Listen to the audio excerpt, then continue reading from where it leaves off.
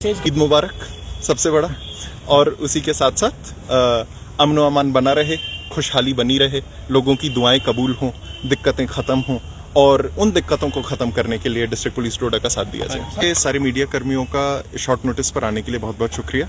मैं आप सबके माध्यम से डोडा के जितने समस्त सिटीजन्स हैं उनको in advance Eid Mubarak wish करना चाहूँगा। हम डोडा पुलिस की यही उम्मीद है कि इस त्यौहार पर जो दुआएं हों वो सबकी कबूल हों, अमन व अमान और शांति और समृद्धि इस पूरे ज़िले में बनी रहे।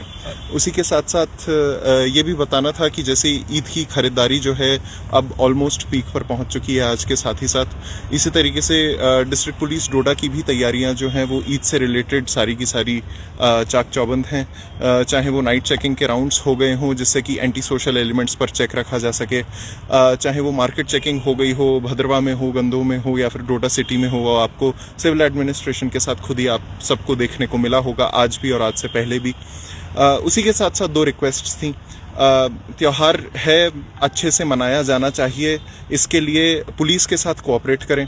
ट्रैफिक की समस्याएं कल परसों आ सकती हैं तो उसमें भी जो पुलिस डिप्लॉयमेंट रहती है उसके साथ कोऑपरेट करके, क्योंकि हमारी सड़कें जो हैं वो थोड़ी सी सकरी हैं और नंबर ऑफ व्हीकल्स थोड़े ज़्यादा हैं, तो उसके चलते जो समस्या आएंगी उसमें पुलिस के साथ कोऑपरेट करें, आगे बढ़ें।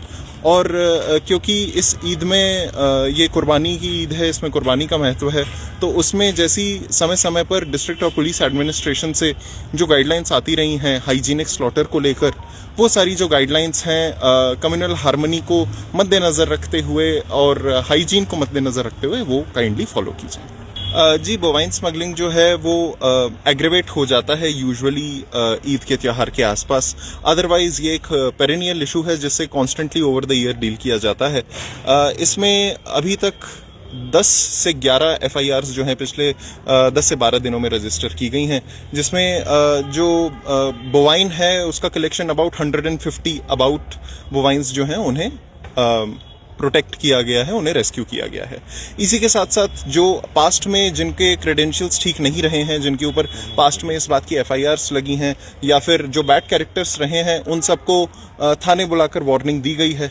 और जैसा कि ये टाइमली क्वेश्चन आपने पूछा, आपके सहारे से भी मैं इसी बात पर जोर देना चाहूँगा कि कोई भी गलती से ऐसा कोई कदम इस त्यौहार में ना उठाएं जिससे कि त्यौहार का जो रंग है वो फीका पड़ सके। अरेंजमेंट हर एक सब डिवीजन वाइज, हर एक टाउन वाइज किए गए हैं।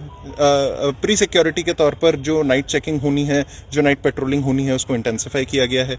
उसी के साथ साथ डिस्ट्रिक्ट पुलिस हेडक्वार्टर डोडा से जो डिप्लॉयमेंट निकाला जाना है वो भी हर एक टाउन, हर एक सब टाउन को कवर करते हुए, चाहे वो पेट्रोलिंग हो, चाहे वो ठीक से एक्सेस कंट्रोल हो, चाहे वो चेकिंग हो, या फिर चाहे जब नमाज अदा करने का वक्त आता है उसके साथ प्रॉपर लोग आ सकें और प्रॉपर लोगों का आवागमन बना रहे, उसके लिए किया जाए। सर, सिटी की सबसे बड़ी प्रॉब्लम है ट्रैफिक कंजेक्शन। यहाँ पर रेडी फड़ीज या ऐसी जो है अननेसेसरी जो है वो लोग इकट्ठे हुए हैं। आज पुलिस ने कार्रवाई भी की है, लेकिन एडमिनिस्ट्रेशन में क्या तक इनको क्लियर करना चाहिए ताकि ट्रैफिक भी स्मूथली चले, लोग जो है आराम से चल सकें। इस बारे में ये एक सिंपल स्टेप नहीं होता है, ये एक 2 स्टेप प्रोसीजर होता है। सबसे पहले होता है वेरिफिकेशन और उसके बाद फिर होता है नेसेसरी एक्शन। जैसे कि आपको विगत कुछ दिनों में देखने को मिला होगा कि इस तरीके की जो वेरिफिकेशन प्रोसीजर है वो ई-रिक्शास के साथ खासकर अपनाई जा रही है।